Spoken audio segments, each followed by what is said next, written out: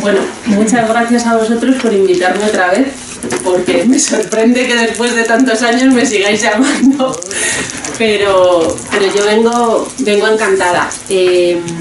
Como os ha comentado José María, yo en realidad hace muchos años que no trabajo como psicóloga, yo soy profesora de música. En la parroquia llevo un taller de canto con gente de 65 para arriba. Llevo 17 años llevamos en ello. Qué bonito. Y lo que pasa es que yo la espinita de la psicología siempre la he tenido ahí, lo estudié porque me encantaba, me dediqué a ello unos años porque me gustaba mucho.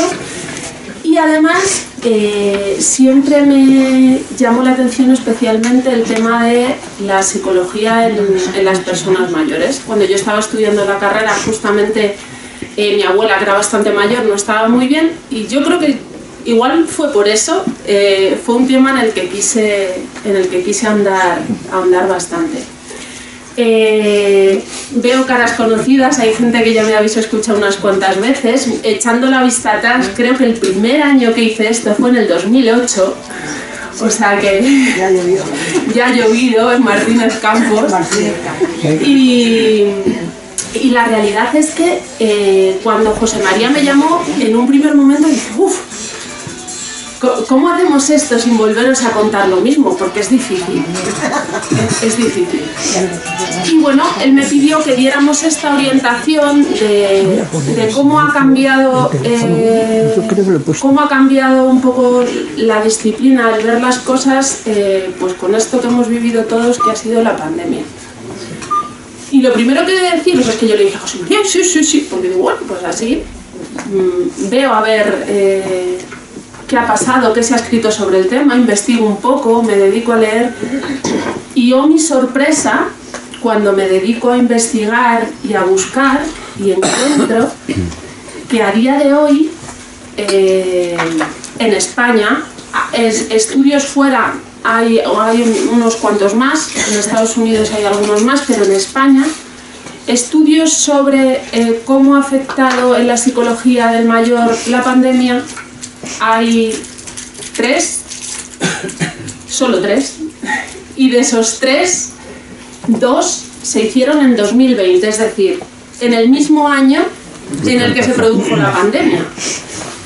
Pero a día de hoy hay muy pocas publicaciones que hablen sobre este tema después, que es cuando realmente habría que analizar qué ha pasado, porque en el mismo momento era un poco difícil. Entonces, yo lo primero que os iba a preguntar, a ver si me podéis decir un poco, es ¿qué esperabais vosotros escuchar hoy? ¿Cómo mirar al futuro? ¿Cómo mirar al futuro? ¿Qué futuro nos espera? ¿Cómo vencer los traumas que ha dejado la pandemia? Ayudar a la gente a salir de ahí. ¿Qué punto de partida es de post-pandemia a los mayores? Sí. ¿De qué punto arrancamos para cambiar lo que nos ha ocurrido? No cambiar eso, no. Y ahora os hago una pregunta. ¿Pensáis que el punto de partida es malo? ¿Más o menos? ¿Cómo lo veis? Es el que pero malo no, si estamos vivos. No, al revés, el mayor está buscando compañía, la necesita ahora más que nunca. Encontramos ciertos traumas de gente mayor que no saben cómo enfocar ese interior que les ha dejado el virus. Por ejemplo, esa es mi opinión, por lo que veo en mis mayores. Ese trauma no saben cómo superarlo. Efectivamente, han dado todos un gran bajón. Todos, todas me refiero yo también. Pero se ha dado un gran... El virus nos ha dejado un gran bajón. Mira, nosotros visitamos residencias de ancianos y en las residencias se ha vivido la pandemia de una manera muy intensa y ha dejado una huella traumática severa, donde han visto morir a la gente en soledad. Me viene muy bien que digas esto, porque una primera diferencia que yo sí iba a establecer es que yo cuando hoy hable, no voy a hablar de las personas que están en las residencias, ¿vale? O que han estado durante la pandemia en residencias. ¿Por qué? porque desgraciadamente, y a pesar de todo lo que se dijo y de lo mal que se había hecho y de no sé qué, no se ha hecho ni un solo estudio, ni uno, sobre las personas que están en las residencias. Ni uno, a día de hoy. En 2023 han pasado 3 años y no está. No entro a valorar por qué no se ha hecho, pero la realidad es que hubo tan poquísimos datos reales sobre lo que pasó en las residencias que poder hacer estudios fidedignos es muy difícil. Con lo cual yo creo que lo que habría que hacerlo es ahora con las personas que están, no es con las que ya se fueron. Pero cuando yo me planteé hacer esto, me puse a recopilar información, a leer cosas y dije, no os voy a contar cosas de las que no os puedo contar nada, aparte de opiniones personales. Yo tuve familiares en residencias en ese momento que fallecieron, pero eso son impresiones personales, no tiene nada que ver con lo profesional, porque hay prácticamente nada. Entonces yo fundamentalmente voy a hablar de las personas que pasaron la pandemia en sus casas, en las casas de sus hijos, se fueron a la casa del pueblo, que creo que la mayoría de los casos de vuestros grupos de vida ascendente son las personas que acuden a ellos y que creo que más además os puede servir. ¿Vale? Pero para partir no voy a hacer nada muy diferente a lo que os he contado otras veces, porque creo que... Hola, Puri, qué bien verte.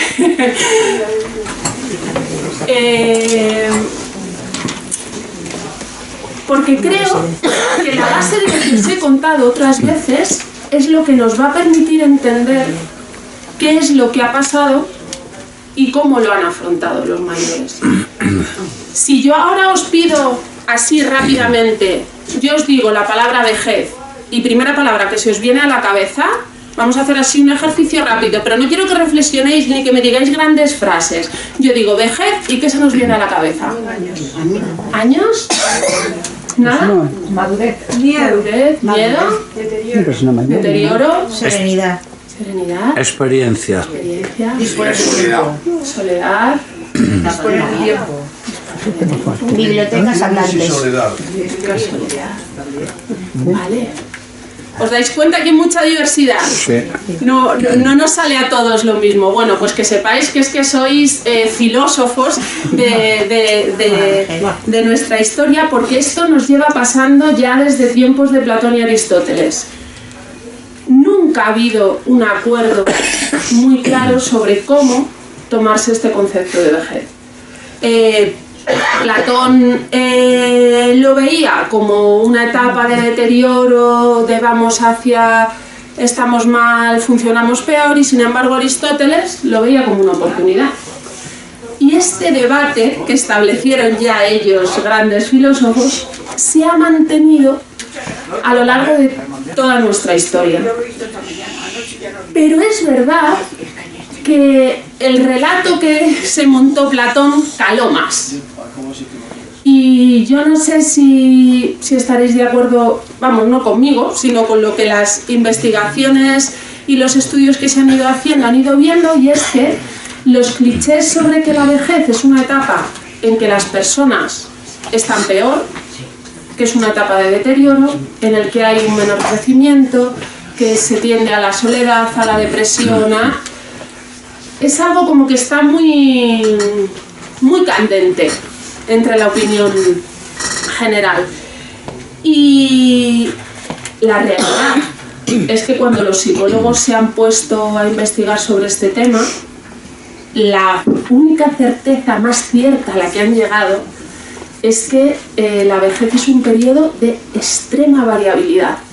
O sea, que haya calado tanto este discurso de deterioro es muy curioso, porque lo que se ha observado es que la vejez es un momento de la vida en que cuando ves a un mayor ves a uno, porque el que está al lado probablemente no tenga nada que ver.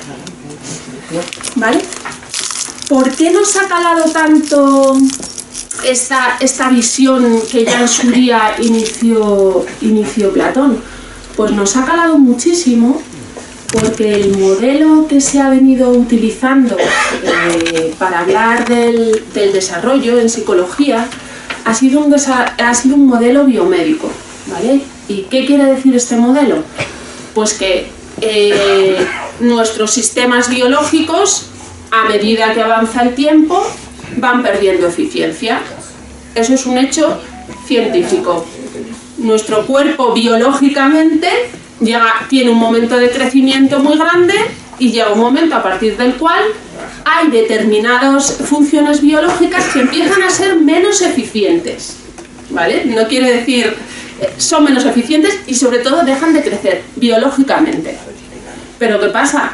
Que claro, si solo nos quedamos con esto tenemos un problema, porque nos estamos fijando solo en claro, ¿cuándo dejamos de crecer? De altura, digo.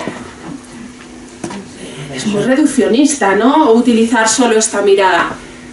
Pues ¿sabéis lo que ha pasado en la pandemia? Que este modelo biomédico se ha instaurado a tope.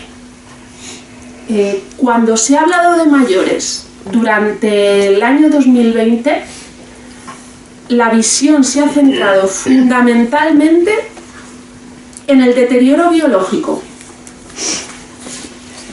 Porque la OMS dijo, las personas mayores de 70 años son personas especialmente vulnerables.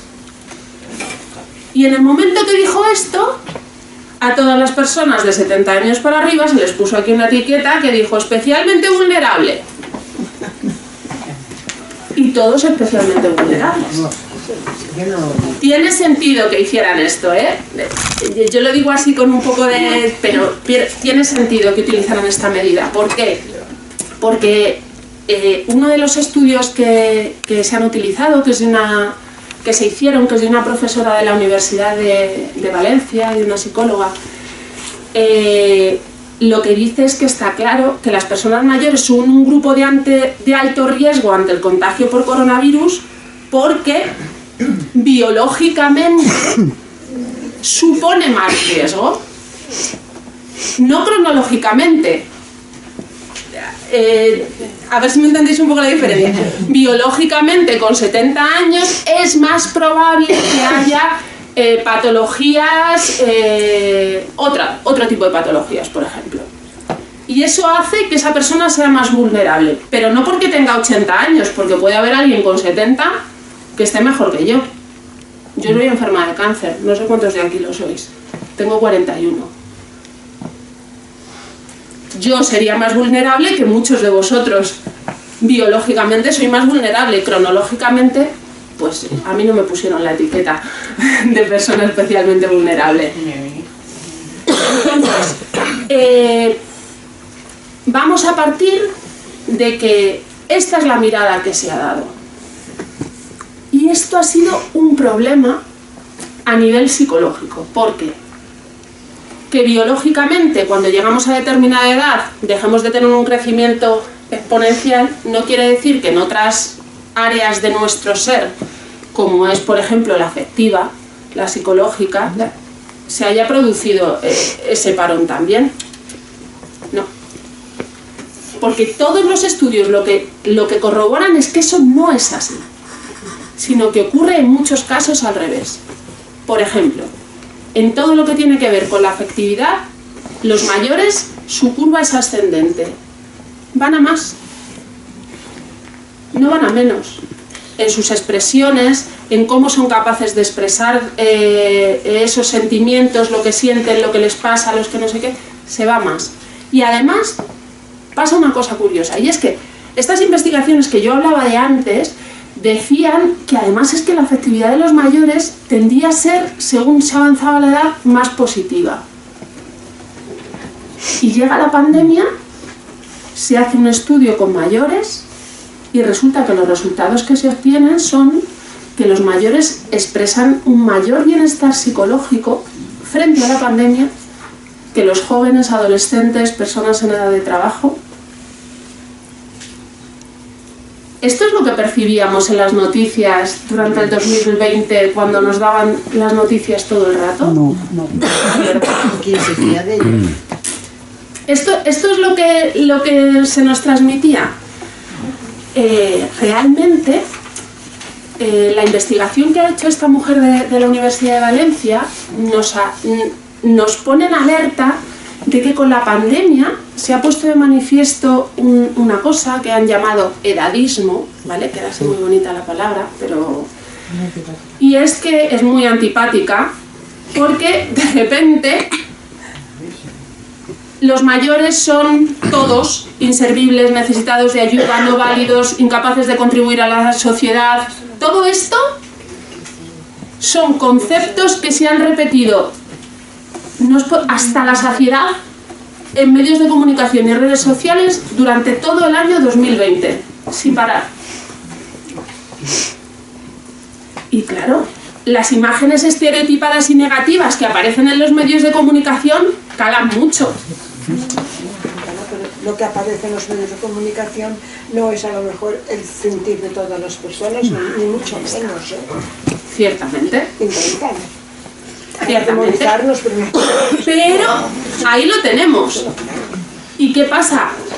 Que en un momento, como fue el año 2020, en que todos tuvimos que estar mucho tiempo metidos en casa y muchas veces nuestro contacto con lo que había afuera era o la radio o la tele o lo que nos contaran, pues recibir este tipo de mensajes hubo muchas personas que generó pues eso, angustia, ansiedad, sentirse mucho más vulnerables, tanto mayores como no mayores, ¿vale?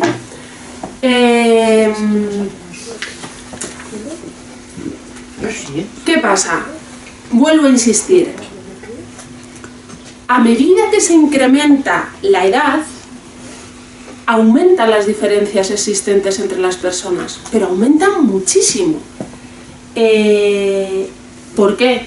Porque las circunstancias, los contextos históricos de cada uno influyen muchísimo. Los niños de 5 años se parecen muchísimo más que vosotros dos. ¿Por qué? Porque nuestras trayectorias vitales, esto es de cajón, pero es que muchas veces no lo pensamos. Claro, nuestras trayectorias vitales son muy diferentes a medida que cumplimos años. Los niños de 5 años, las cosas suelen ser bastante estáticas. Y esto es fundamental. ¿Qué pasa con, por ejemplo, os decía, biológicamente notamos que hay, bueno, pues que puede haber cosas que empiecen a funcionar peor? Algunos diréis, el otro día mi suegra íbamos en el coche y me decía, oye María, ¿tú me puedes decir por qué a mí ahora se me olvidan todo el rato las cosas? Y decía yo, ¡ay, dichosa memoria! O sea, hay cosas que todos cuando nos vamos haciendo mayores notamos que empiezan. Mi suegra tiene 85 años, yo tengo 41 y os digo que se me olvidan, yo alucino, se me olvidan. A mi hijo no, que tiene 5, su máquina se acuerda de todo. Bueno, sí, eso es verdad. Pero afectivamente, por ejemplo, lo que os decía es que se crece muchísimo. Y fijaros, es curioso, no sé si lo estáis escuchando últimamente, han salido, porque resulta que de adolescentes y jóvenes sí se han hecho muchos estudios por pandemia. Y resulta que los adolescentes y menores, cuando se les ha preguntado sobre cómo han vivido su afectividad durante la pandemia, la han vivido muy, muy negativamente. Las referencias que hacen sobre irritabilidad, ansiedad, depresión, malestar general, son muchísimo más altas que los mayores. Y os voy a dar datos, ¿vale? Fernández Ballesteros, que es una mujer que a mí me dio clase y que a mí me sigue pareciendo, Rocío, maravillosa, porque es que tiene una clarividencia. Yo no sé si tiene ya cerca de 90 años, pero os prometo que oírla hablar es como ir a hablar un torbellino alucinante. Y fue una de las que decidió en plena pandemia hacer un estudio sobre cómo se estaban sintiendo los mayores en sus casas, no en residencias, ¿vale? ¿Qué pasó? Este estudio, permitidme que os diga que no es muy representativo, porque ¿cómo se podía hacer un estudio en aquel momento? Pues a través de encuestas por internet. Entonces se habló con diferentes plataformas y organizaciones que trabajaban con mayores y se les lanzó unas encuestas que contestaron unas 400 personas más o menos. De sexos sí que estaba bastante bien distribuida la muestra, pero por ejemplo por comunidades autónomas no demasiado, con lo cual pues no es una muestra muy representativa, pero es lo que tenemos. Y se les preguntó qué sentimientos negativos, se les dio una serie de sentimientos negativos y tenían que decir en qué medida los habían sentido, como por ejemplo irritabilidad, depresión, miedo, ansiedad. Lo más alto fue irritabilidad y solo un 46% de toda la muestra manifestó haberla sentido. Es decir, ni siquiera la mitad de la muestra de ese estudio manifestó haberse sentido más irritado en el momento de la pandemia. Se les preguntó que si habían tenido problemas emocionales, que sí, y el 54,5% contestaron que no. Que sí decían que entendían que era una de las situaciones más graves que habían vivido en su vida. Pero a pesar de ello, cuando se les pregunta cómo lo han afrontado, siempre por encima de la mitad dicen que lo han hecho bastante bien, que creen que lo han hecho muy bien. Cuando se les pregunta a los jóvenes y adolescentes, esto no ocurre. De hecho, ahora está muy en el candelero, como se dice, cómo ha aumentado la tasa de suicidios entre la gente joven y adolescente tras la pandemia. Esto no ocurre con las personas mayores. No ocurre.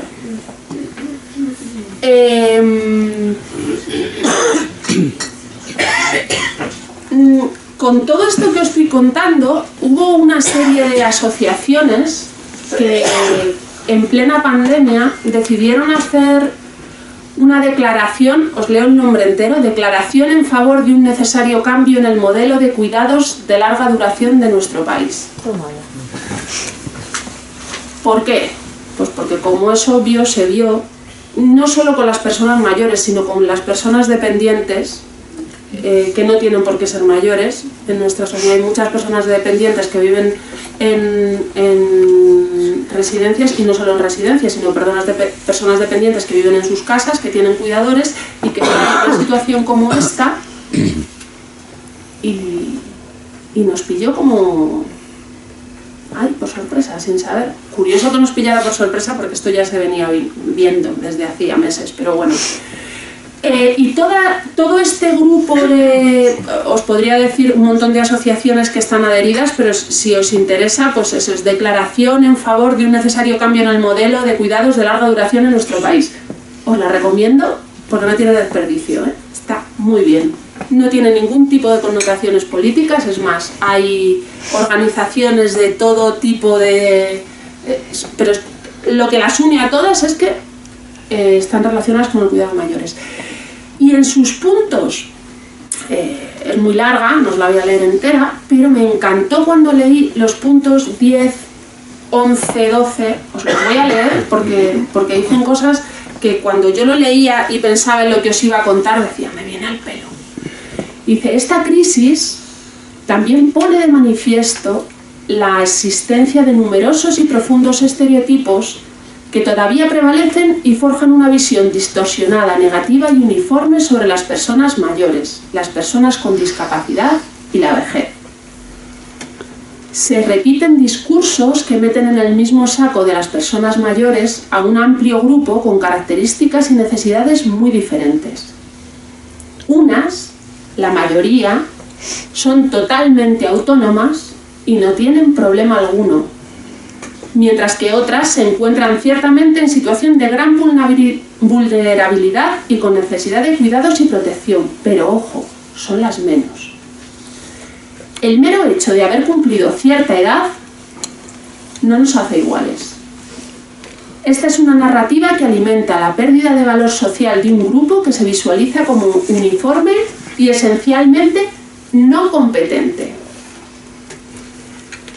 Todo lo cual lleva a pensar en la vejez como una etapa vital que difumina las diferencias individuales, mientras que la evidencia gerontológica señala justamente lo contrario, que es lo que os he empezado diciendo.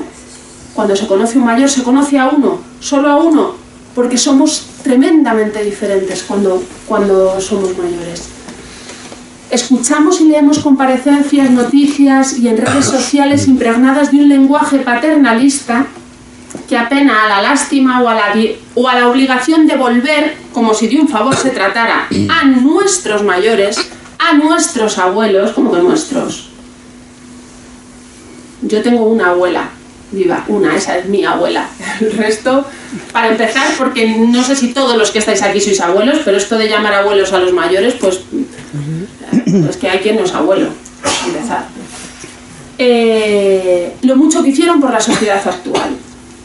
Todos estos términos son emocionales, seguramente muy bien intencionados, pero delatan la ausencia de una mirada donde las personas de edad avanzada son, antes que nada, ciudadanos y ciudadanas adultas con derechos y deberes. Y a mí esto me parece fundamental. Y me parece fundamental en nuestros grupos. En vuestros grupos de vida ascendente, el saber transmitir que las personas con las que nos reunimos, con las que estamos trabajando, son personas que siguen siendo competentes y activos sociales, es fundamental. No se cumplen 65 años, bueno, yo no me voy a jubilar con 65, ya lo digo, pero no se cumplen 65 años y entonces pasamos a ser parásitos. No, esto no es así. Y tenemos que dejárselo muy claro, porque muchas veces el malestar de las personas mayores con las que estamos viene por un desajuste entre lo que ellos quieren aportar a la sociedad y lo que la sociedad les está dejando hacer. Y eso es muy difícil. Las situaciones de amenaza que ponen en riesgo a las personas con mayor vulnerabilidad no deben suponer nunca una pérdida de la consideración y del valor y de la competencia de estas. Nunca. Podemos ser muy vulnerables y estar muy mal, pero eso no hace que seamos menos competentes. Y sobre todo si no nos lo preguntan. Porque una de las cosas que nos ha pasado en esta pandemia es que hemos tenido que asumir y creer en un montón de cosas que nos vinieron impuestas y que han sido necesarias para poder tirar adelante. Pero luego hay que repensarlas, porque igual hay cosas que se podían haber hecho de otra manera, igual se podía haber preguntado más. No entro en valoraciones, solo planteo situaciones. ¿Qué pasa? ¿Por qué se tiende a esto que os decía? Se cumplen 65 años y nos volvemos como el respaldo de la silla. Pues porque las teorías psicológicas han tenido que ir evolucionando, como todo en esta vida. Se van descubriendo cosas nuevas, se investiga y uno se va dando cuenta de que las cosas han ido cambiando. Pero ¿qué pasa? Que generalmente cuando una cosa se aprende, se queda ahí asentadita y tienen que pasar tiempos amplios hasta que la sociedad empieza a asumirlas y a cambiarlas. Y las primeras teorías psicológicas que se dedicaron a investigar a la vejez, pues lo que decían es que la persona mayor, y se ponía como mayor cuando cumplía los 65 años, pues lo que necesitaba era desvincularse un poco. Porque claro, toda la vida trabajando, toda la vida haciendo cosas, y llegaba ahí y lo que había que dejarles es que descansaran y que les cuidaran. Bueno, esta teoría fue bastante criticada en años posteriores. Esta es de los años 60, o sea, en realidad no es tan vieja. Estabais todos vivos. Y esta teoría era la que estaba ahí profundamente arraigada, que es nuestros mayores cuando ya dejan de trabajar, se van a casa de los hijos a que les cuiden. Esto ha sido muy así. O no se van a casa de los hijos, pero ya hay que cuidarles y no pueden hacer nada. Ojo. Ahora es al revés, ¿verdad? Ahora sabéis quién va a tener que ir a buscar a mis hijos al cole porque yo no llego. El abuelo. ¿Qué pasa? Pues que todas estas teorías, afortunadamente, han ido evolucionando. Esta primera teoría, que lo que decía es que los mayores se querían desvincular, pues evidentemente fue muy criticada, tuvo que cambiar. Y entre otras cosas porque se dijo, ojo, habrá que tener en cuenta esto que os he empezado diciendo y que espero que cuando salgáis de aquí, todos por lo menos en la cabeza, lo único que se os quede es diferentes, diferentes, diferentes, diferentes. Y es que habrá que tener en cuenta las diferencias individuales. Habrá gente que esté deseando dejar de trabajar y sentarse en una silla a descansar y a que le cuiden y punto pelota, y habrá gente que no. Y entonces se fue evolucionando y llegó otro de estos psicólogos lumbreras y dijo, pues todo lo contrario, porque generalmente, que lo sepáis, en investigación esto siempre pasa. Se saca una teoría y el que saca la siguiente, en lugar de decir, oye, puede haber cosas que me valgan, no. Todo lo contrario. Y entonces llegó Thaler, que era un americano, y dijo, bueno, pues que no, que era al revés. Que para que las personas mayores estuvieran bien cuando se hacían mayores, y volvemos a poner mayores a partir de 65 años porque dejaban de trabajar, lo que tenían que hacer era hacer muchas cosas. Y que cuantas más cosas hicieran, mejor iban a estar. Y claro, llega mi padre, que fue informático, luego taxista, le da un infarto en el taxi, lo supera, no sé qué, y cuando acaba de dejar el taxi dice, mi madre, pues apúntate a gimnasia, apúntate a... Y mi padre, ay, claro, yo no quiero, a mí no me apuntes a tantas cosas, que yo llevo toda la vida levantándome a las 6 de la mañana y llegando a casa a las 11 de la noche, y yo lo que quiero ahora es descansar. Anda, o sea que esta tampoco nos vale. Porque resulta que hay mayores que no quieren estar haciendo cosas las 24 horas del día desde que se levantan hasta que se acuestan. Porque no les apetece, igual que a mí. Bueno, afortunadamente, los psicólogos que se dejan bastante malear, fueron cambiando. Y entonces se construyó la teoría que ahora mismo es la que prevalece y en la que se siguen basando ahora mismo los estudios que se hacen, que es la teoría de la continuidad. Y la teoría de la continuidad lo que hace es unificar un poco estas dos teorías, menos mal, ya se enfrentaron las dos primeras, menos mal que llegó la tercera y dijo, vamos a hacer una remezcla. Y en realidad esta teoría de la continuidad lo que dice es que uno envejece como ha vivido. Y que en general la persona que ha sido un culo inquieto cuando tenía 30 años, 40 años, va a tender a ser un culo inquieto cuando tenga 70, 80. Y que la persona que le ha gustado sentarse en la silla o irse al campo a sentarse y contemplar y irse a jugar su partido de cartas con los amigos antes de comer y luego volver a casa, lo va a seguir haciendo. Porque es lo que le ha hecho sentirse bien. Y ojo, si algo bueno tenemos los humanos y nos diferencia como especie, es que somos tremendamente adaptables. Y gracias a eso hemos superado esta pandemia. Porque si no, nos adaptamos a todo. A que nos tengan... ¿Cuántos meses estuvimos confinados? Y nos adaptamos. Y mi madre, que es de las culo inquieto, acaba de cumplir 71 años, nunca ha parado en su vida y sigue sin parar. El primer añito es que decía que ya estaba ahora muy bien en casa. Y yo, ostras, no lo podía creer. Decía, esto, algo raro ha pasado aquí. No, que estoy yo muy bien sentada aquí haciendo mi punto. Yo, punto. Pues no has hecho punto en tu vida. ¿Por qué? Porque somos muy adaptables. Y esto es muy bueno. Pero ¿qué pasa? Que la culo inquieto ahora, ya que ha pasado un añito, ya se aburre en casa haciendo punto y entonces ya no la vemos. Que es lo normal. Y esto es lo que nos pasa muchas veces cuando tenemos a nuestra gente en los grupos de vida ascendente, que que tendemos a veces un poco a querer dar consejos y todos tendemos más a... Tienes que hacer cosas, tienes que salir de casa, tienes que moverte, tienes que ir a la gimnasia de mantenimiento al centro cultural. Luego, si puedes, te apuntas al taller de canto de la chica esta de la parroquia, que te lo vas a pasar muy bien. Y luego, además, si puedes, te vas con tus amigas a andar 1 horita o 2 que te lo ha recomendado el médico, y luego, además, hacer la comida y la casa tiene que estar limpia. Y entonces, claro, habrá algunos que os mirarán con cara de, ¿pero qué me estoy contando?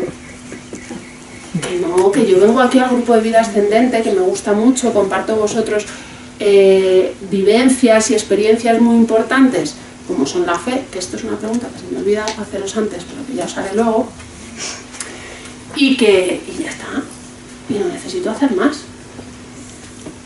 Tenerlo, ya os digo, cuando salgáis por esa puerta hoy, que salgáis pensando, somos muy diferentes, no valen las recetas.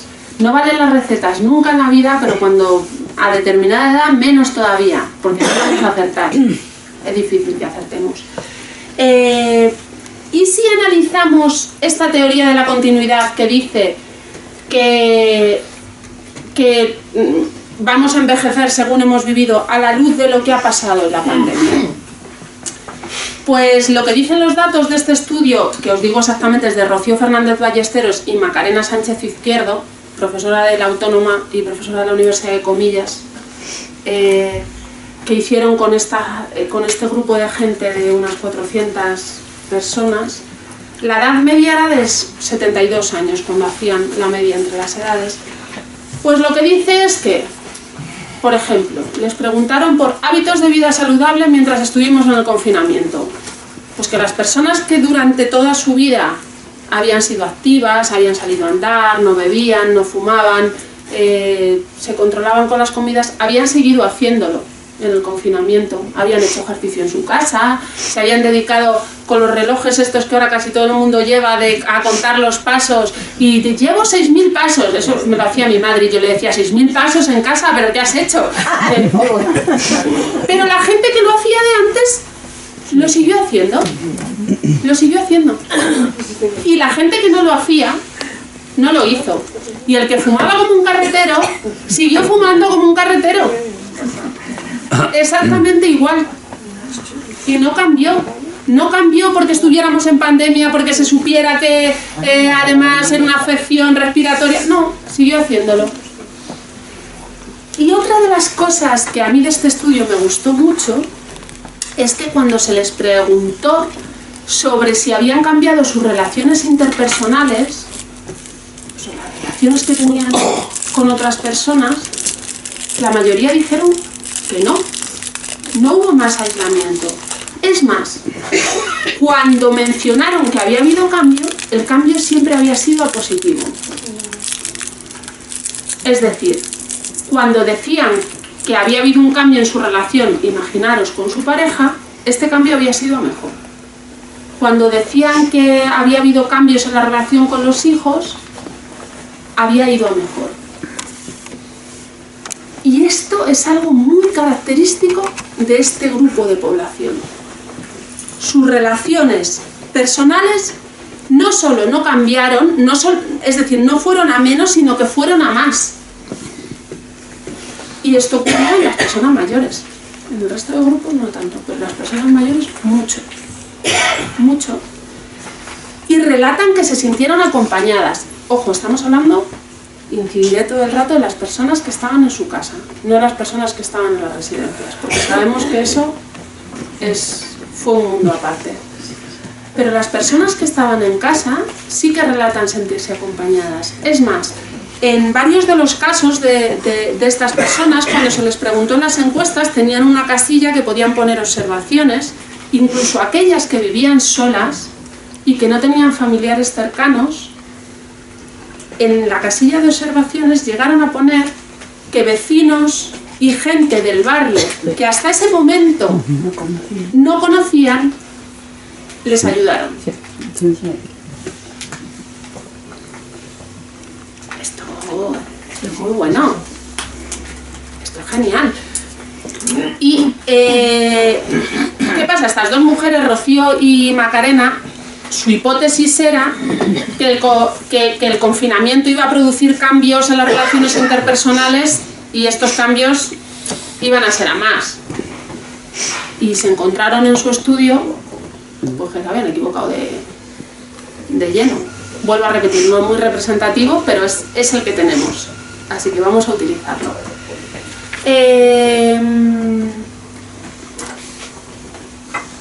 Otra de las cosas que yo siempre me gusta incidir cuando hago esta charla o cuando tengo que hablar con mayores es que una de las cosas quizá más importantes, y ahora os digo, es que tenemos que aceptar la vejez y que tenemos que aceptarnos a nosotros mismos tal y como somos. Y esto vale para los mayores y vale para mí, ¿vale? Pero a veces esto es un punto que cuesta más. Y me gustaba que por aquí antes me decían futuro. Y yo siempre digo, cuando os hablo de esto, que hay que aceptar la vejez y que tenemos que vivir mirando al futuro, pero comprendiendo siempre lo que hemos pasado. Y esto tras la pandemia se ha vuelto un pilar fundamental del cómo afrontarla. No podemos quedarnos mirando todo el rato en lo que hemos vivido, sino en cómo utilizar eso que hemos vivido para que lo que nos queda por delante sea mejor. Siempre menciono a Ansel Grun porque leí el libro hace mucho tiempo, porque me lo recomendó mi madre. Y en su libro El arte de envejecer tiene una frase que a mí me encanta, que dice que solo para los simples es la ancianidad un invierno, para los sabios es tiempo de cosecha. Nosotros llevamos toda la vida plantamos, y como todo agricultor llega un momento en que tenemos que recoger. Y también tenemos épocas en que habrá que dejar en barbecho y dejar descansar, y no es nuestro mejor momento. Y cada vez que nos hacemos más mayores hemos vivido más momentos que no han sido nuestro momento y hemos aprendido de ellos.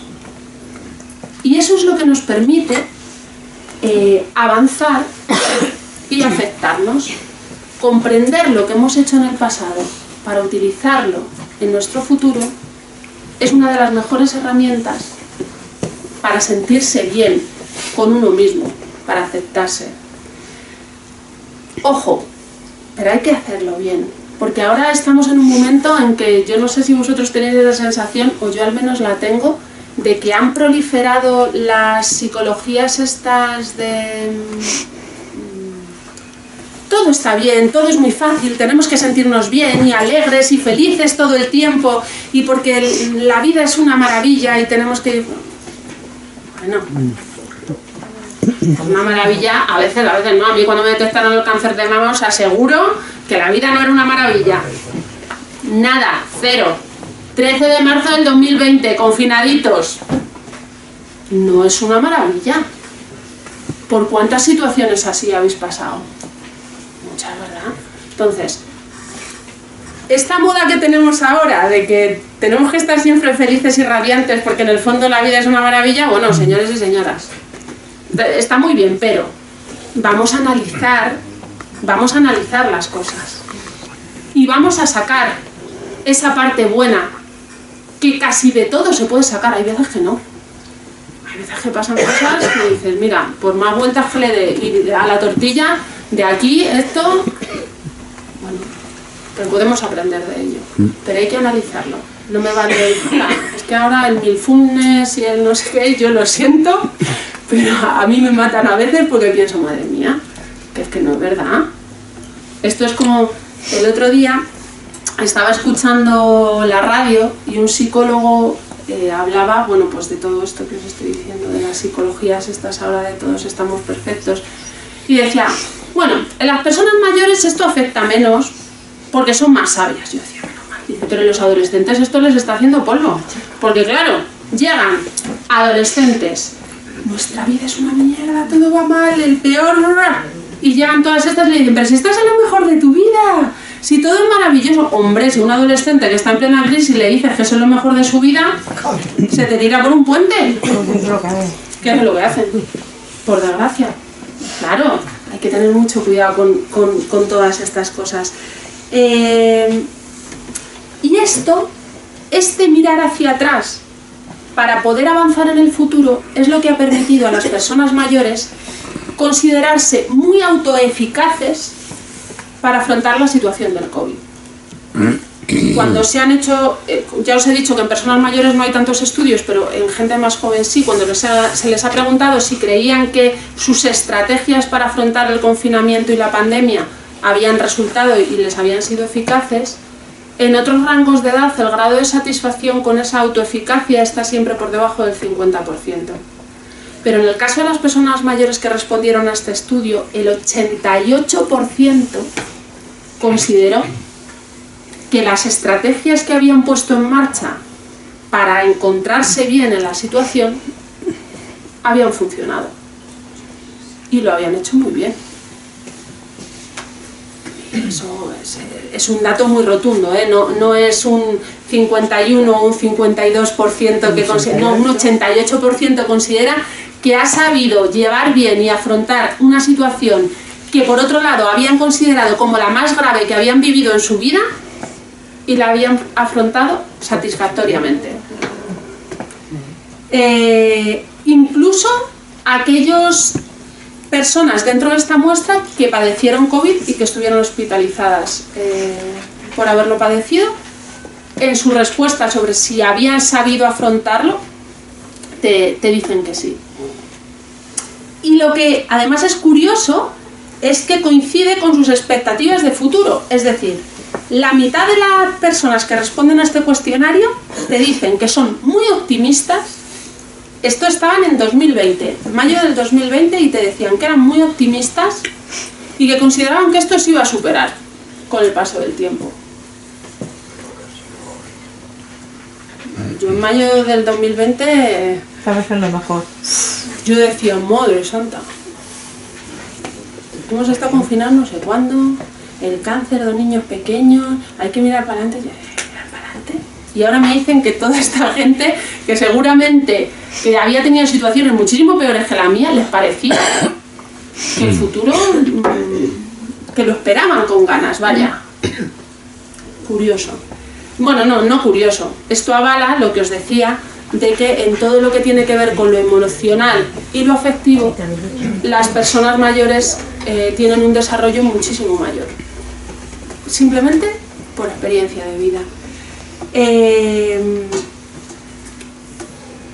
Bueno, ya he hablado antes del paternalismo que se desató y demás.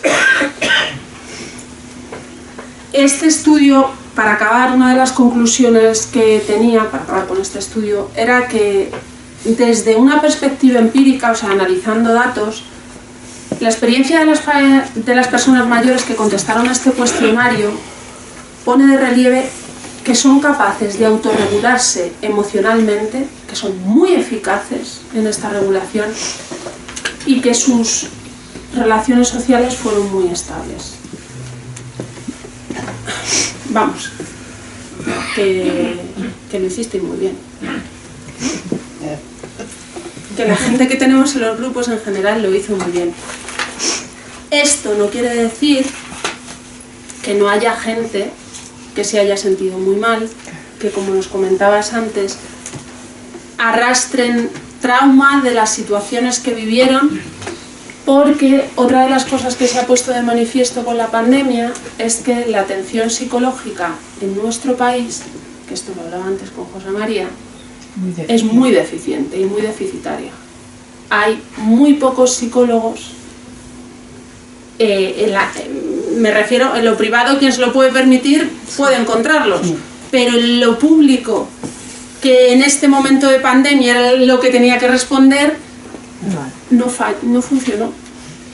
Y la gente que estaba mal y que estaba sintiendo y que se estaba sintiendo mal, sobre todo la ansiedad fue uno de los trastornos psicológicos que más estalló con esto de la pandemia.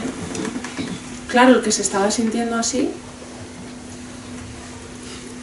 no tenía herramientas para afrontarlo si no sabía hacerlo solo.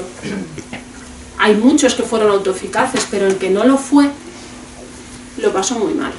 Y de esos también tenemos en vuestros grupos de vida ascendente. Seguro que os encontráis con personas, o incluso entre los que estáis aquí, que la situación del confinamiento y de la pandemia la vivisteis emocionalmente muy negativamente, no solo en lo emocional, sino incluso en lo físico y en pues eso, generando situaciones de trauma. ¿Cómo podemos superar esto? Voy a ser muy... Necesitamos más psicólogos. Necesitamos más psicólogos, y ya no solo psicólogos, sino personal especializado en el acompañamiento en situaciones de trauma, que no tienen por qué ser psicólogos. Pero los necesitamos, porque nosotros en nuestro grupo podemos hacer muchas cosas, pero no sois psicólogos. Y no queráis serlo, que es muy chungo. Que es difícil afrontarlo. Y os estoy hablando todo el rato. Bueno, es que el micro lo llevo fatal, me doy cuenta.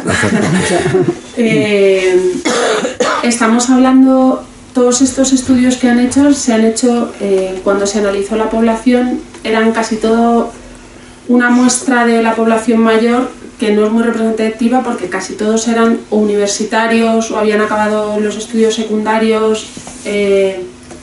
Bueno, no es lo más representativo, dentro de unos años lo será, pero ahora mismo todavía no lo es, ¿vale? Entonces vamos a tomar los datos un poco así, pero son los que hay.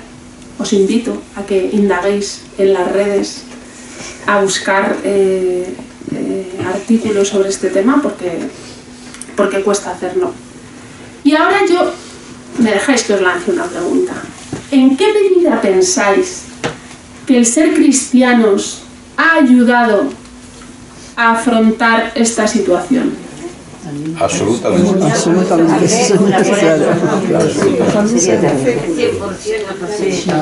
Tienen otros ánimos. La fe ha sido una base importante. Además, constatado con ellos, a través de los medios que teníamos para comunicarnos con ellos. Es que es lo primero que te decía. Esto es un estudio que estoy haciendo yo de campo. María, cuando alguien llega a la jubilación, en el momento que su vida produce un cambio, cuando los hijos se emancipan o lo que sea, se produce un cambio trascendente. Cuando una persona tiene la gracia de la fe, mira hacia adelante y ve la puerta del paraíso. Cuando una persona no cree, ve un muro que es la muerte. Se comprime, todo lo que hay que hacerlo deprisa porque se acaba el tiempo, es una desesperación la vida. La fe, siempre, en esos extremos. Esto es estudio de campo de María González Ramírez, No hay nada escrito, pero bueno, como me muevo en la parroquia, el grupo con el que manejo el taller de canto es bastante heterogéneo en cuanto a creencias. Unos son cristianos, otros no lo son, otros pasan olímpicamente. La edad sí que está. Yo esto lo pregunté y me llamó mucho la atención lo mismo que ha pasado aquí, que yo lancé esta pregunta y los que eran cristianos, o sea, no me dio tiempo a que... Totalmente.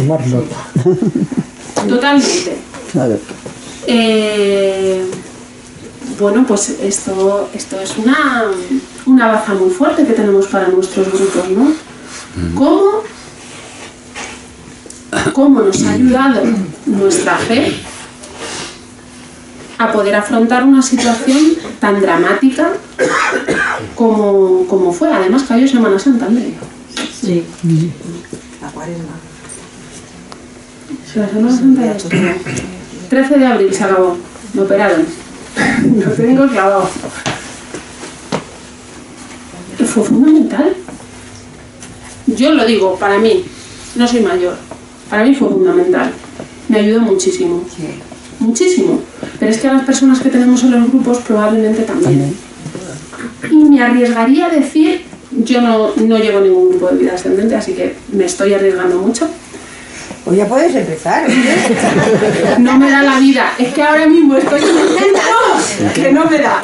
Darme unos añitos, porque ahora estoy hasta arriba. Niño de 5 y niña de 4, no tengo tiempo.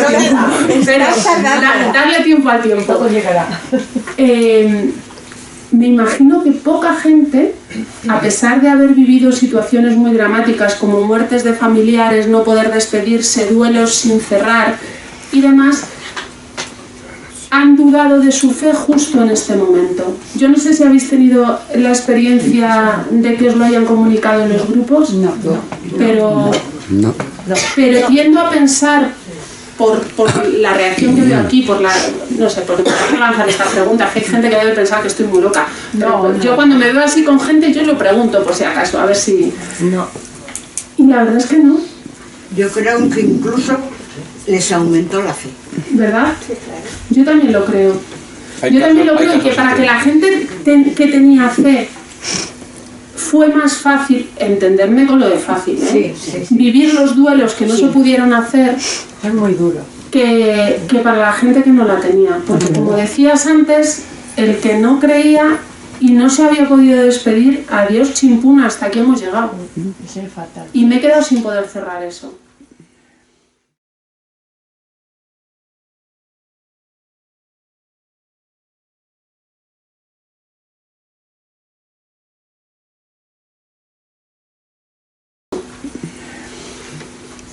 Bueno, pero es relativo, estamos hablando de personas que no hemos pasado por esa situación, por ejemplo, yo. Entonces no sé cómo lo hubieran afrontado en el momento que me hubiera ocurrido eso, que hubieran a mi madre, me lo hubieran enterrado de repente sin que yo... O sea, Yo creo que lo llevaría perfectamente. No, Bueno, no sé, yo creo que depende. Cada persona lo vivirá de una manera diferente, pero yo de verdad pienso que el tema de la fe ayuda más que ayuda más que pone una piedrita en el camino. Claro, porque al fin no lo vemos una continuidad. Claro. Yo lo viví, a mí me ayudó. Yo no pude despedirme de mi tía. Murió por el COVID, a mí no me dejaron ir al hospital porque son las sondas y todo por allí, me dijeron que ni hablar de entrar en el hospital y no me pude despedir de ella. Pero yo no siento que no me haya podido despedir de ella. Os transmito mi experiencia personal. Cada uno habrá vivido las suyas y seguro que muy duras y muy difíciles. Pero yo no lo pude y no tengo la sensación de no haberme despedido de ella. Porque cada vez que le cuento a mi hijo las cosas que hacía con Maribel, o cada vez que veo una foto, o cada vez que voy al pueblo y paso por la puerta de su casa, o cada vez que tal, yo la siento conmigo. La tengo presente. Ya no Y me en eso la pasa fe por me ayuda. ese trance, no haberlo visto, no haberlo tal, tú la sigues idealizando en vida.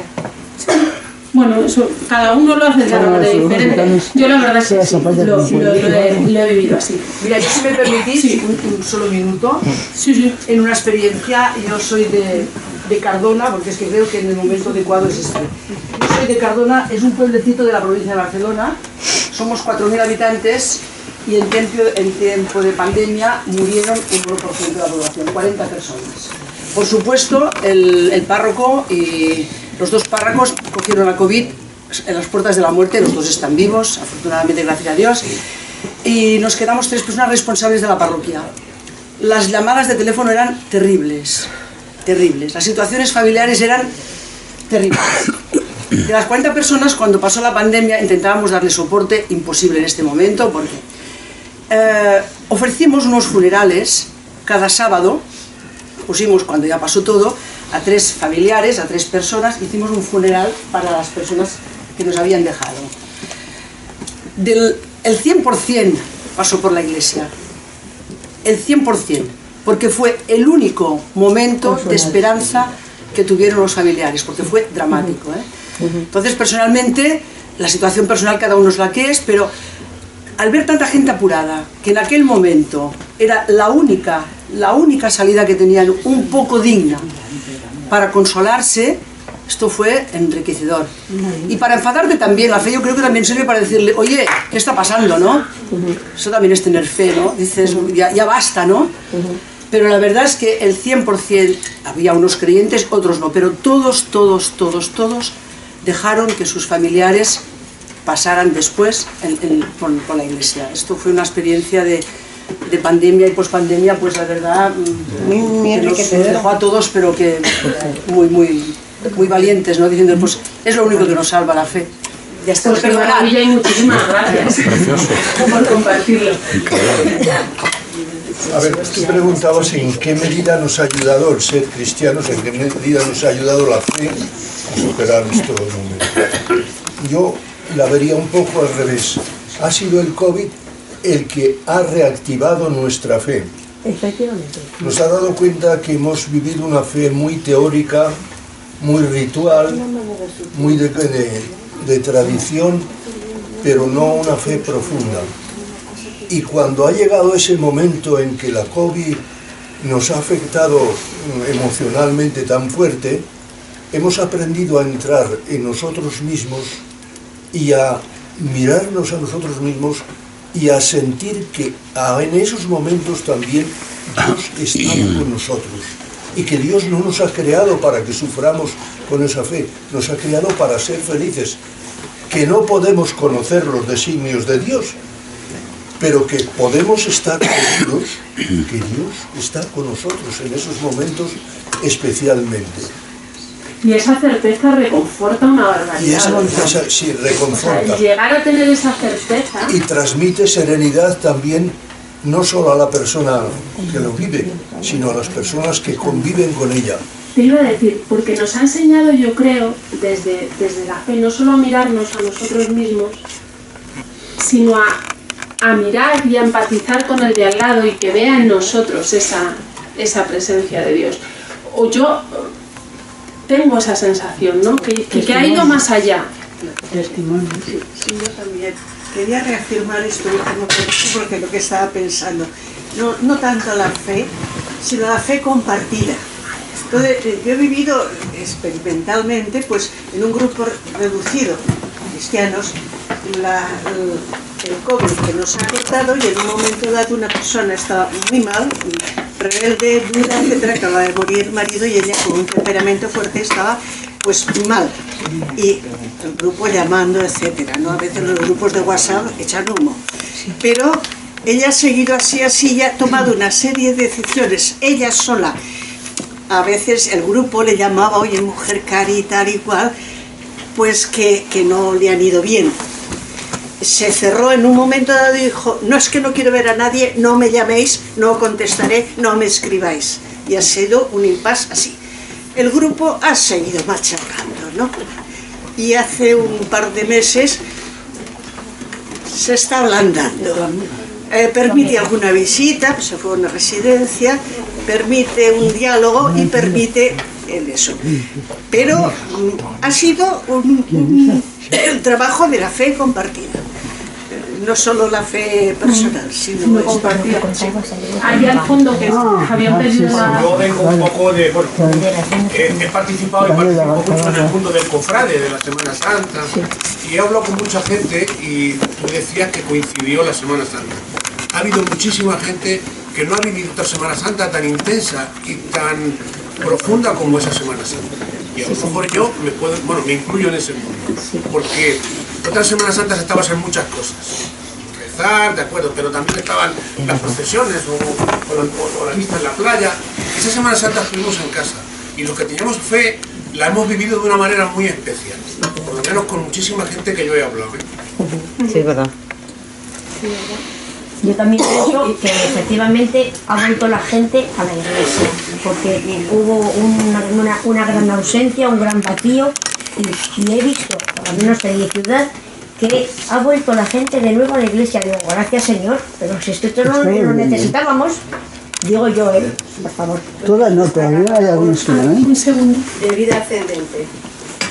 La labor en general, porque yo aparte llevo todo un poco de parroquia, pero la de vida ascendente era dedicarle todo el tiempo de la pandemia a las personas que vivían solas, viudas o solteras, toda la tarde prácticamente a llamar por teléfono. Esas personas cuando sonaba el teléfono y estaban solas, te daban tantas gracias que casi lloraban. Yo que soy llorona, pues a llorar, porque decías, Dios mío, a ver, gracias a Dios que estoy en estos grupos para aquellas personas estar tanto tiempo hablando por teléfono y llevarles ese rayo de luz en Vida Ascendente y en otros grupos, pero eso fue fundamental.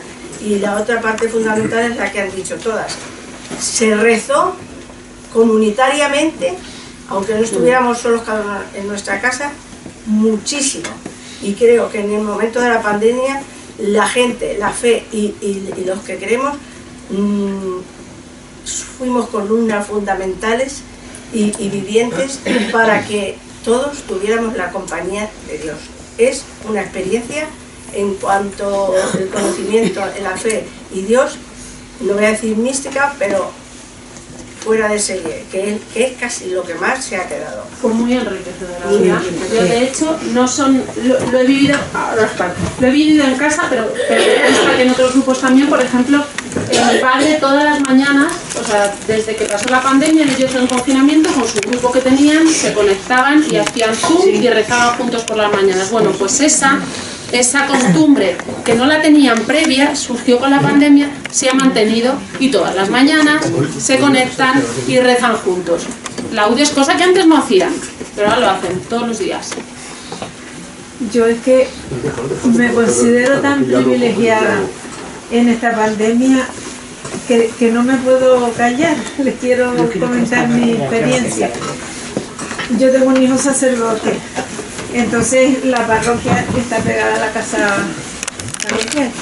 Él celebraba como alguien que hacía la lectura, que para poder ir a la parroquia decía que iba a Mercadona y llevaba el bolso de Mercadona, hacía la lectura. Entonces él lo ponía en YouTube, se dice. Sí. Pues lo conectábamos a la televisión y veíamos la misa en la televisión, en mi casa, en la casa. Entonces cuando terminaba, pues subía y nos llevaba a la comunión. Entonces me considero muy privilegiada porque pocas personas, incluso de la parroquia, cuando volvieron a la parroquia y pudieron comulgar, eso fue una fiesta. Y hay una señora que está en el grupo que perdió al marido, no pudo asistir y todavía tiene las cenizas porque no las ha llevado al columbario y las tiene en su casa. Y ella cuenta, pues bueno, no pude despedirme, pero tengo allí y todas las noches yo rezo con él y me doy cuenta lo que es la fe, que es importantísimo. Y que ha sido una experiencia de todos los grupos que la fe les ha mantenido. Me queda, como dice, me emociono de pensarlo. No es para menos. Muy bien. Voy a comentar una cosa con matices. A ver, yo soy de Osma Soria, un pueblecito, mis padres pertenecen a la zona de Almazán, que tiene un pueblo grande, bueno, de 6.000 habitantes en Soria. Pero fue tremendo. Bueno, yo sufrí, por ejemplo, porque llega un enfermo y hay que atenderle médicamente y la unción de los enfermos, ¿qué pasa? No tienen alma, no tienen que salvarse. ¿Por qué no se nos permitía eso? Hubiera comido al gobierno, a los médicos, hubiera cogido, se hubiera puesto en fila y les dado una buena paliza por no los llevamos. No hay dirección, ¿no? Un compañero me decía que estaba allí y llegan cada día pues en una furgoneta 8, 10 o 12 cadáveres ahí, y los iban ahí de cualquier manera y vienen aquí, ¡pum!, dejan uno, otro, se van a otro sitio. Una inhumanidad y tal, y que no pudieras, yo me tenía que conformar, bueno, también me ayudó la fe porque iba a misa, al parroquia de mi pueblo, celebraba sin prisa y sin pausa, y digo, bueno, pues voy a encomendar a los que van a morir hoy, para que Dios les llegue y mueran en gracia y tal, pero no hay derecho, ¿no? Que no pudiera ser un enfermo, no podías ir al hospital, no pudieras dar la unción, pero ¿qué es esto? Y para mí me ha salvado en el sentido de, bueno, pues vamos a encomendar que Dios puede llegar a todos, pero ha sido muy duro, muy inhumano, muy inhumano por falta de fe, ¿no? Visión sobrenatural, con Dios, los sacramentos, todos. Y bueno, pues sí, ha ayudado, pero que ahí habría mucho que hacer, mucho que decir, mucho que escribir y bueno, y a lo mejor no se hacen las residencias porque las residencias han sido muy inhumanas, 2 meses metido en la habitación y sin poder salir, es decir, te llevan ahí como un perrillo, te dan, yo qué sé, te dan a eso y ya te las entiendas. Espero que esta declaración que firmaron un montón de asociaciones y que fue firmada por miles y miles de personas, realmente llegue a algo y se plantee. Porque lo que ocurrió en las residencias no podemos permitir que vuelva a pasar nunca. Nunca, porque... Y menos mal que los mayores tienen vivencia y la fe les ayuda a lo mejor a sobrellevar todo eso, pero... Los que tenían fe, los que tenían fe. Es que fue por allí detrás que no Mira, yo es que quería decir también como cosas positivas que tuvo la pandemia. Y una de ellas fue que agudizó muchísimo el ingenio. Y aparte de que rezáramos más, que es verdad que cuando uno está en angustia, pues lo que hace es rezar, porque no tenemos otra herramienta. Aquí en Vida Ascendente, nuestro presidente ideó hacer el diario de las cosas buenas. Y entonces nos manteníamos en conexión con el WhatsApp, con todo el mundo. Es decir, cada uno con sus grupos, cada grupo con sus gentes y bueno, todas esas cosas. Pues contando cosas nuevas, contando cosas que se estaban haciendo, que eran realidad, de ayudarnos unos a otros, de tal, pero con un carácter positivo, no sé cómo explicarme, ¿no? No, ay, que no tenía quien me trajera el pan y me han traído el pan, no. Sino, oye, eso a nivel nuestro, a nivel de asociación. Pero luego, por ejemplo, nosotros en el grupo mío nos enteramos que no había APIs y estuvimos trabajando, haciendo batas con bolsas de basura para que los señores de la residencia pudieran cambiarse cada día con una bata, con un plástico, una porquería, pero es que era lo que había, ¿no? Hicimos más de 3.000 o 4.000, cada uno en su casa. Se les repartía... Nos dieron un permiso para una persona que era más joven que nosotros, se les repartía el material y luego esta persona iba y cuando llamaban que ya lo tenemos hecho, pues recogíamos el material y lo llevábamos. Esa actividad que tuvo la gente, unos cortaban, otros pegaban, que siente que fue maravillosa. Porque les mantenía... O sea que los especialmente vulnerables resulta que fuisteis base... Pero ¿sabes qué quiere decirte? Que ellos se sentían que estaban haciendo algo, pues por los sanitarios, por la gente... Y aunque hubo gente dentro del grupo que perdió familiares y que perdió cosas, es que era más importante seguir salvando, ¿sabes? Y la necesidad de darse a los demás, de salir de uno mismo. Establecimos... una serie de rutas para no estar siempre trabajando tampoco, sino teníamos un tiempo que rezábamos el rosario y lo rezábamos en línea y otro tiempo que subíamos y bajábamos escaleras para que ellos hicieran ejercicio, bueno, ellos y yo también hiciéramos ejercicio, no los 6.000 pasos de tu madre, pero que sí, porque sabes que cuando estás trabajando las posturas no son tampoco las más adecuadas. Y eso fue algo genial, que ha funcionado y que además ha unido a la gente, que hubo hijos que dijeron, pues oye, tráenos, que yo tengo chicos jóvenes en casa y también nos podemos hacer. ¿Sabes? Una apertura, cada uno en nuestro comedor, porque yo tenía un comedor, no tenía nada más, y un teléfono. Yo es que con el teléfono soy terrible, puedo mover el mundo. Y otra experiencia también dentro de ello que tuvimos, fue una misa con un sacerdote que nos hacía la misa a las 5 de la tarde y éramos gente de distintos lados de España. Éramos unos poquitos, tampoco es que fuéramos 200, ¿no? Y eran misas comentadas porque, como teníamos todo el tiempo del mundo, comentábamos las lecturas, comentábamos las oraciones, hacíamos oraciones por nuestros difuntos, por los que se habían muerto, por los que sabíamos que estaban malitos, por un momento de intercesión precioso.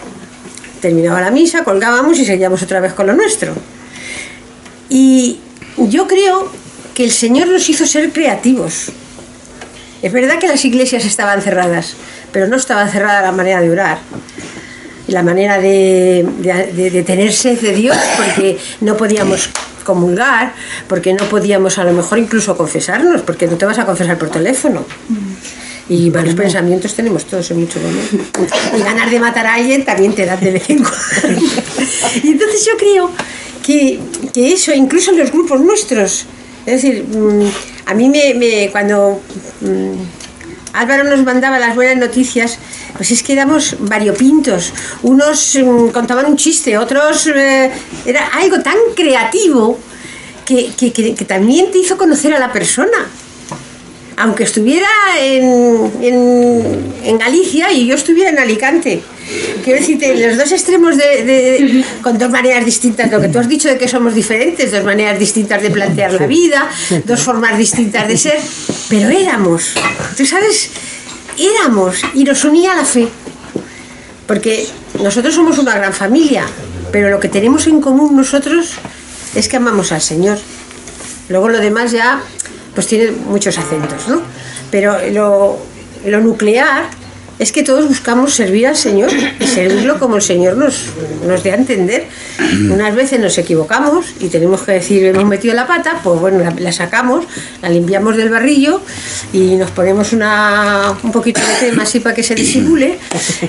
¿Sabes lo que quiero decirte? Cuando nosotros tuvimos la primera reunión aquí después de la pandemia, es que los abrazos que nos dábamos, que no nos podíamos dar, con las mascarillas puestas y con todas nuestras precauciones, eran abrazos vividos, de falta de tiempo de habernos podido abrazar. Entonces, cuando nos dices tú que los mayores son vulnerables, claro que somos muy vulnerables, pero tenemos una capacidad que nos da el ser mayor y el saber lo que vale un abrazo.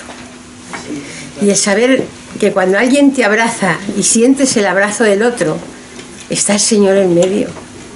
Y eso es tan fundamental que el grupo, los grupos de vida ascendente en general, salimos reforzados.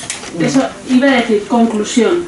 Los grupos de vida ascendente salieron reforzados de esta pandemia, ¿creéis? Yo creo que sí. Sobre todo los que mantuvimos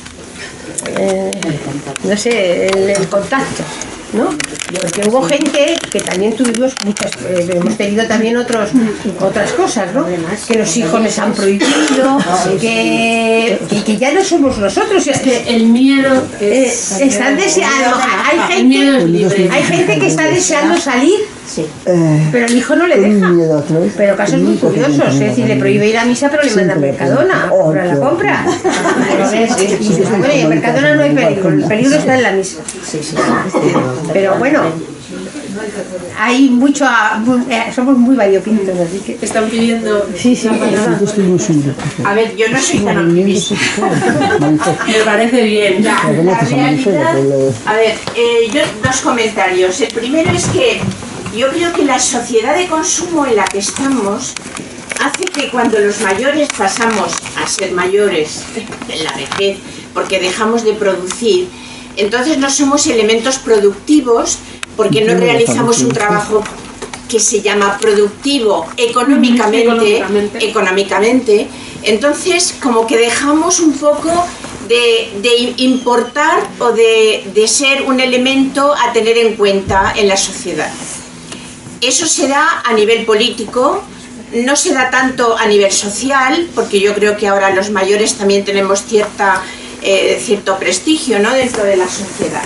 Pero dentro del mundo político y del mundo económico en el que estamos metidos en este capitalismo tan devorador, pues hace que los mayores no seamos personas productivas. Por lo tanto, se margina a esa persona mayor. Sois un problema por las pensiones, ¿eh?